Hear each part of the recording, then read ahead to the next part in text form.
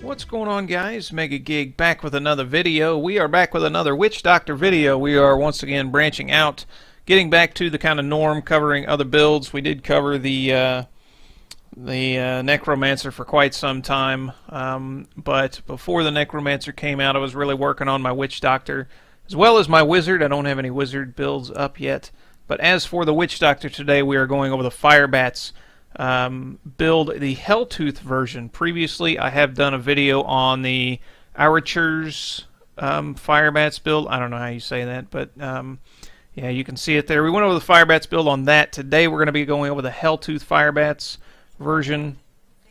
And previously, a few days ago, a week ago, I went over a pet build of the Helltooth version. It's kind of weak, weaker than Zunamasa's. Maybe it's just my gear. But when it comes to the Firebats build of this build is very strong and very, very good. Between my gear, it's hard to say which build is actually better, the Archers or the Helltooth build.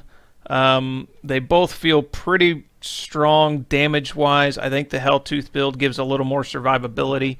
So if you had to go with it, I'd say the Helltooth is probably a little bit stronger.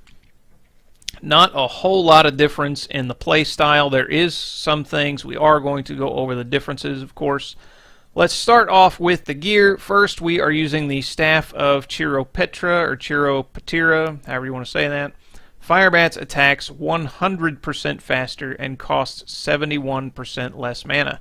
So that's going to allow us to just sit here and channel our Firebats and kill everything around us for quite some time. As for the rings, we are using a Unity with our Enchantress as our follower. While we've got her window up, we'll go over her stuff real quick. She's also using an S of Johan for the bunching up ability, which is really nice, and an Oculus ring for that extra damage as well. Follower Enchantress, she can't die, and she's also using a Windseeker. Now, weapon-wise, that's not really too important. She's not going to be doing damage. The main reason I like to use a Windseeker a lot of times on followers is if I'm also using a word, that gives them the ability to stun. But really, that Oculus ring damage it comes in really clutch a lot of times, especially on like a Rift Guardian when it's placed just right. So take that as you will. If you're needing a little bit more toughness or survivability or something, you can give her the ability to stun through that. As for her abilities, I'm using Charm, Missile Word, Erosion, and Focused Mine just to boost our damage a little bit more. Back to our own gear. Other ring we're using the Compass Rose. Of course, we're using the Endless Walk set. While moving, damage taken is reduced by up to 50%. While standing still, damage dealt is increased by up to 100%. With this build, both of those passives come in very important. You're moving around, you've got a couple abilities to cast before you really just start channeling away. So as you're moving and casting, it's giving you a toughness bonus, and then when you really start just standing still and killing everything, slowly your damage is ramping up. So the Endless Walk set, very important. We are also using Bukali Jungle Wraps for the belt. Firebats deals a percentage of damage bonus, or damage to enemies affected by either Locust Swarm or Piranhas. We unfortunately aren't using Piranhas in this build. We are using Locust Swarm though, so we are still benefiting from that. We are using Lakumba's Ornament. Reduce all damage taken by 6% for each stack of Soul Harvest you have.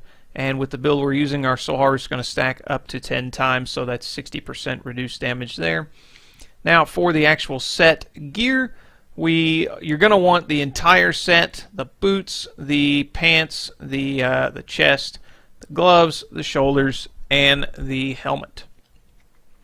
As for the stats you want to roll, you want to increase Firebats damage, of course.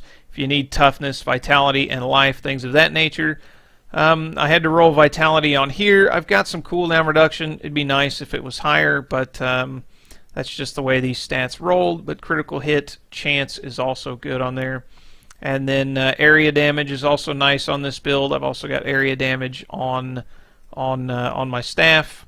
Cooldown reduction, not very important in this build, and we'll go over that when we get into the skills and the passive skills.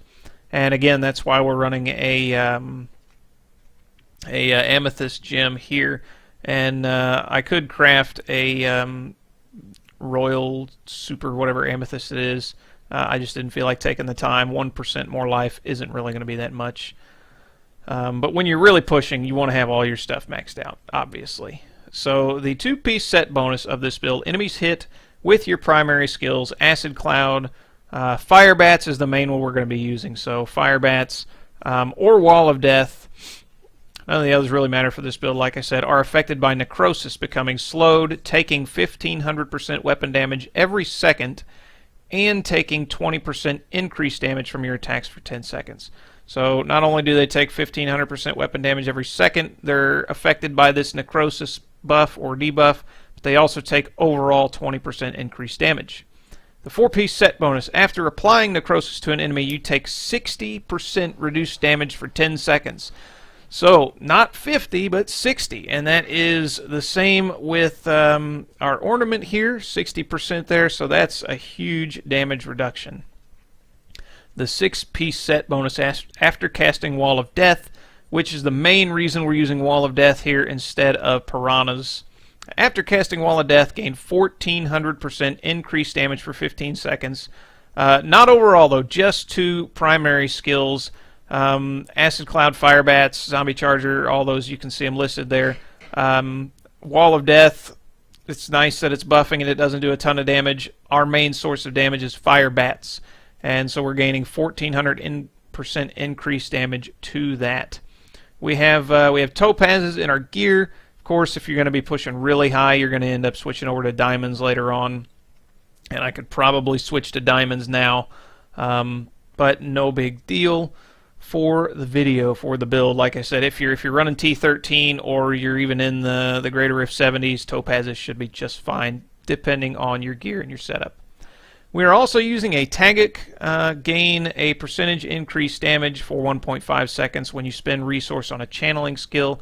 This effect stacks up to 10 times, and you also gain 2% armor for every stack. And you can see as I start channeling, you can see the stacks right there.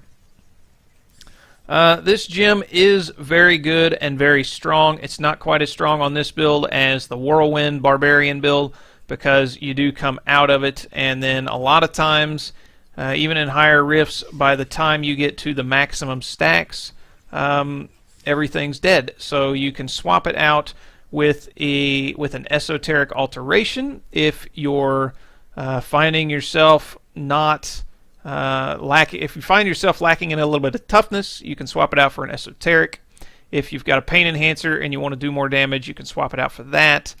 One thing that's really annoying with this build are knockbacks. Super annoying. So if you want to forego damage and straight up toughness, you can go with an invigorating gemstone. This increases your healing, and you are immune from control impairing effects. So this is a great gem. It just doesn't find its way into a lot of builds because it lacks damage overall. And it doesn't really provide toughness like Esoteric does. But it's still a great gem, and if you find yourself really getting annoyed with knockbacks and things like that, you can use Invigorating Gemstone as well. For this build, right now, we are going to be using the Tagic, though. And, of course, we're also going to be using the Bane of the Trapped, and we are going to be using Bane of the Stricken. As for the skills, we are using Haunt, Draining Spirit. One thing I like on my other Firebats build that you could probably do with this is you could use, Resentful Spirits, because in the cube we are using a Ring of Emptiness. You deal 300% increased damage to enemies affected by both Haunt and Locust Swarm. And so if you're wanting to get more Haunts on a big pack faster, using Resentful Spirits, cast 2 at a time, 2 casts equals 4, whereas any other time 2 casts only equals 2, so you're getting Haunt on them a lot quicker, allowing you to do this buff a lot faster. Now the downside is you do lose that mana regen, which you will need, so you could possibly switch out, if you really wanted to, you could switch out Creeping Death with Rush of Essence to make up for the mana loss. It's kind of up to you. This is kind of the build I'm doing here. We'll go ahead and finish going over the cube here. Coils of the First Spider. You gain damage reduction and a ton of life on hit when channeling Firebats. And then, of course, we're using a Soul Harvester to stack our Soul Harvest up 10 times. Back to the skills. Firebats, Cloud of Bats. This allows us to have the cloud of bats going around us rather than just having it one direction, so we can, run right in the middle of a big pack of enemies and just melt them all. We are using Spirit Walk Jaunt to increase the time of the duration. Excuse me, brain fart. The duration of Spirit Walk by 3 minutes. You can also use Severance. You can use Healing Journey. It's really up to you. I prefer Jaunt. I like to have that extra second because we're going to be using Spirit Walk more than just a get in or get out safely. It is going to be a core skill that we're using all the time to make this build effective. So I like to be able to stay in Spirit Walk for a longer time. We're also using Pestilence, or Locust Swarm with the Pestilence rune. Locust Swarm has a 100% chance to jump to 2 additional enemies. It really helps us spread that Pestilence around, or that Locust Swarm around faster. We're using Wall of Death, communing with spirits. It slows nearby enemies and reduces their damage taken, so this is more of a survivability thing. But we're also using it because of the 2-piece set bonus off of our Helltooth armor set. And then, of course, we're using Soul Harvest Languish. Increase your armor by 10% per harvested enemy. So, again, another... you're also increasing your intelligence with this, and it lasts up to 30 seconds. So you're increasing damage and toughness through Soul Harvest. We're also using Grave Injustice. This is why our cooldown reduction doesn't really matter a whole lot. Gain 1% of your maximum life and mana, and reduce the cooldown of all of your skills by 1 second when an enemy dies around you within 20 yards. Of course, that range is extended by your gold pickup radius. We're using Spirit Vessel for a cheat death. We're using Confidence Ritual, deal 25% damage, or additional damage to enemies within 20 yards. This is not necessarily a melee build, but it is a close proximity build, so this is a very nice skill to have. And then, of course, as we said earlier, we're using Creeping Death. Haunt, Locust Swarm, and damage amplification from piranhas lasts almost forever. And yeah, that is the build. Paragon points. I've got plenty of health. I'm a little over 1 million, so I've just dumped everything into intelligence and then a little bit into movement speed. You don't need maximum mana. If you do find yourself low on health, throw some points into vitality. When it comes to offense, you're going to want critical hit chance, damage, cooldown reduction, and attack speed. And then you're going to want resist all, armor, life, and life regeneration. The armor is nice because it helps with your soul harvest stacks and the armor bonus from Languish. And then you're going to want life per hit, area damage, resource cost reduction, and gold find. That is the build. I even remembered to go over the follower. So without further ado, let's get in it. We're just going to do a 75 just to kind of show off the build. That's a pretty decent level to be able to do. So yeah, without further ado, let's jump in this and see if we can get a decent rift. We don't have any soul harvest stacks to start off, so we're going to kind of take it slow. And then get in there, go ahead and cast your soul harvest once you're in the middle of everything, and just channel till everything is dead. Now, one thing I want to say, I'll pause it for a second. You will basically want to run in. You want to get Haunt on at least 2 or 3 enemies, so you start benefiting from your Ring of Emptiness buff. Then you want to cast your Locust Swarm, so that's spreading around. Finally, you'll cast Wall of Death. Once that's on, cast your Spirit Walk, run right in the middle, and while you have cooldown on your Spirit Walk, while you're still in Spirit Walk, cast Haunt 2 or 3 times. It's kind of a free way to get Haunt on the enemy safely, and then right when your Spirit Walk is about to drop off, go ahead and cast Firebats. Of course, when you get in the middle of everything, cast your Soul Harvest, but as soon as Spirit Walk drops off, start casting Firebats. That way you'll start killing everything. Let's hopefully not die, so we'll cast that. There's Spirit Walk. I'll cast a couple of Haunts. And now we're in the middle of everything. It's nice that she bunches enemies up, but unfortunately she did it right in a bad spot. And then you'll see as enemies die, our cooldowns will reset. And while we're in Spirit Walk, we are casting our Haunt, getting our Haunt going on enemies still.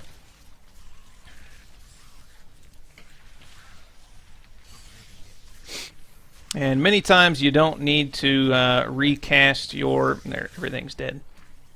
You don't need to recast your Plague of Locusts, like you can see that I keep recasting.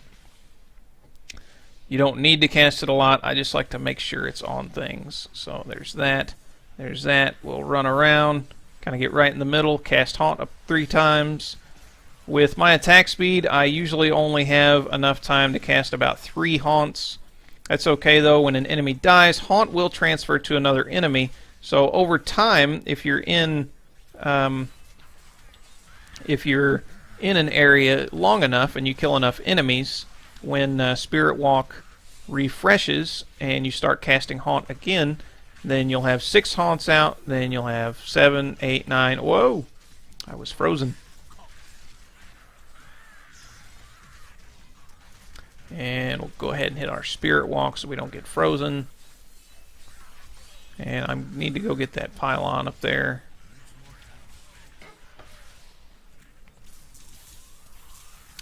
I do think the archers... I don't know how to say that. I do think that build is easier, a little bit easier to play than this version. This version does take a little more thought into your casting rotation, but not a lot. Not a lot. It's really all just practice. If you can play the other one fine, you can play this one fine. Just run a couple of normal riffs first, and then you know, start on some lower, greater riffs. And here we've let our Soul Harvest drop.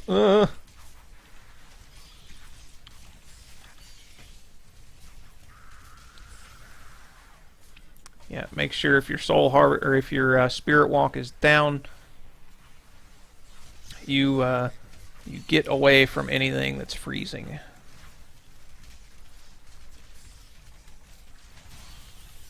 And one thing about this build is it doesn't do good with enemies that like to move around a lot. You do kind of have to chase after them.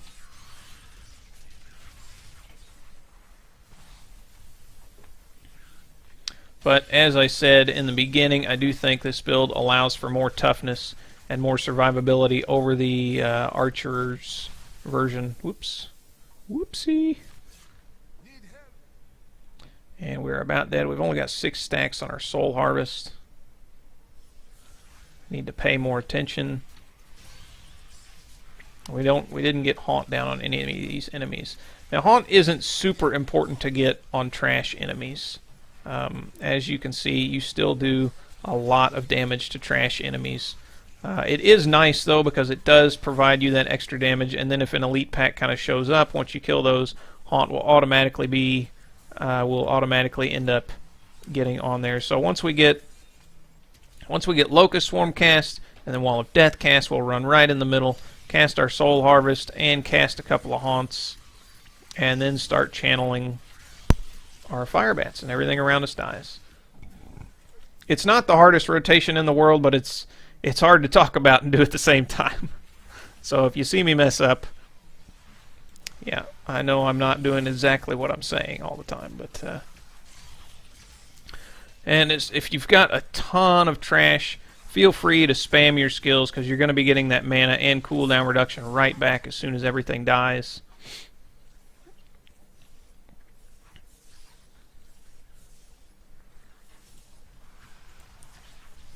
And we'll go ahead and cast this, get in here. And teleporting enemies, super annoying.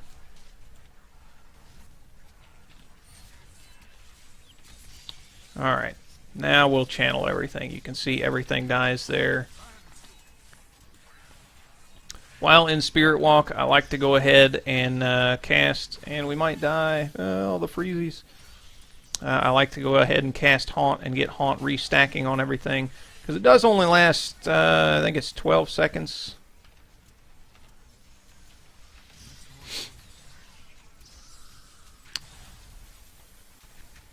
Knockbacks are really annoying with this build, but Frozen probably even more so, because you can't just sit there and channel, which is where your main damage is coming from. As soon as you get everything set up, your rotation and all that stuff, Frozen seems to pop, and next thing you know, you have to run away.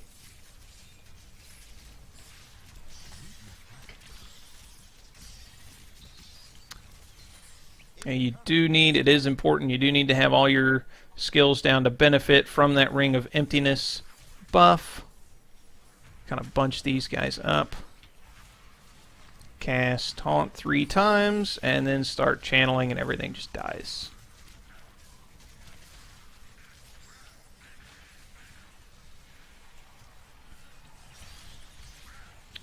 Got a nice little group up here. Remember, you want to be casting that Wall of Death. You can see the buff up right there, the Jethith's buff.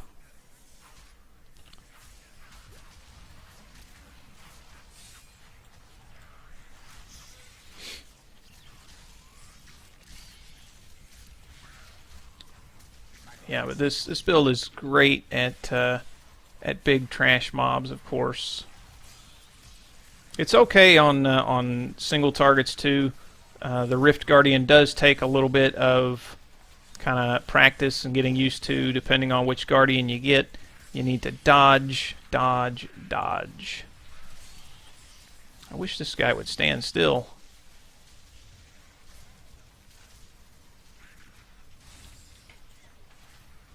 Let's go ahead and clear out this trash.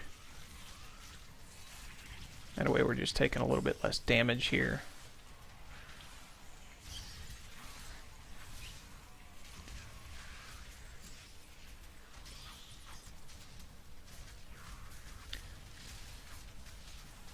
And even when our toughness drops off and our damage ramps up from our endless walk set, even when our toughness drops off from that, we've still got a lot of toughness from the actual build itself, or from the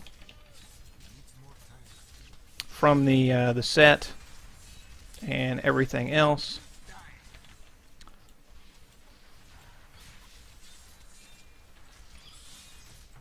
And fear is another thing. Crowd control just really gets this build. Let's get right in the middle here and start killing some things. Yeah, because we lose our ability to channel and kill everything.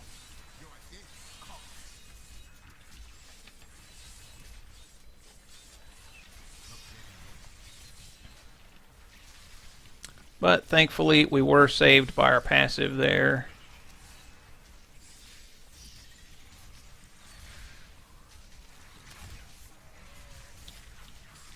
And I believe this guy's affected by all of our stuff, but we'll go ahead and cast it again. Stand in your Oculus ring whenever you can. I may not have actually been in it there, but I didn't want to stop channeling because he was almost dead. And this has been a really good floor, actually. Really good density.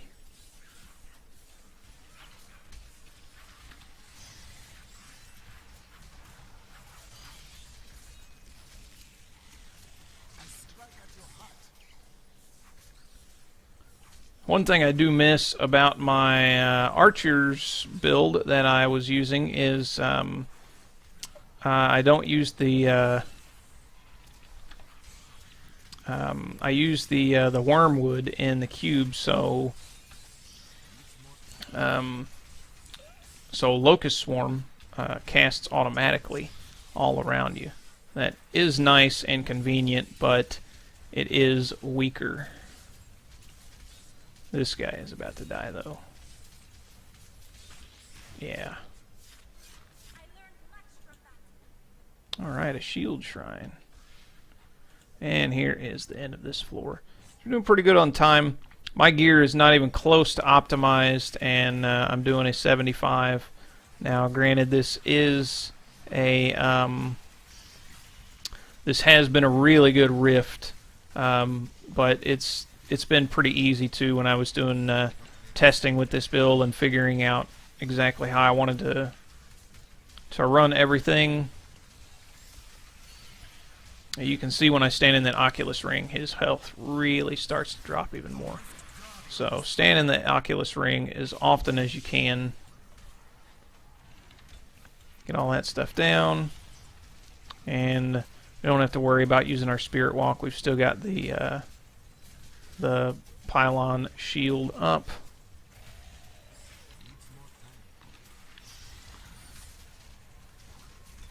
We are kind of running out of mana, though. So we're going to back off. Woo! Make sure our Haunt is on there and let our Haunt kind of heal us up a little bit, or restore our mana, rather. And we just got saved from that. We may actually die on this guy. This guy is a beast, and he's not really letting us stand still very well. He keeps doing all kinds of stuff. Leave me alone! Get in there and heal up, especially while we have that. But as soon as we get in there and start channeling, his little frozen thing comes on us, and then he freezes us. Dying's not the end of the world. We're not on hardcore, so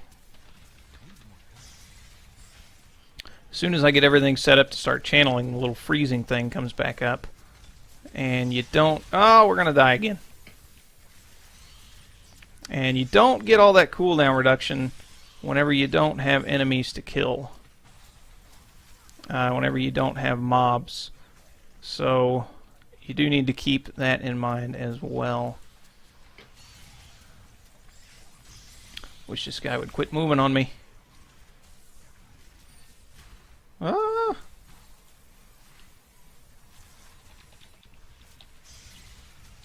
And we've almost got him. Dead again. This guy's just really super annoying.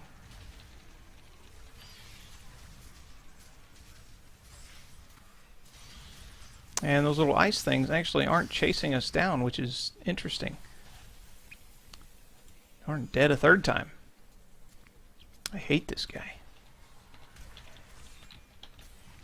He's got so much crowd control and chase after you, and we're probably going to die again. Wow, this is a horrible, horrible guy.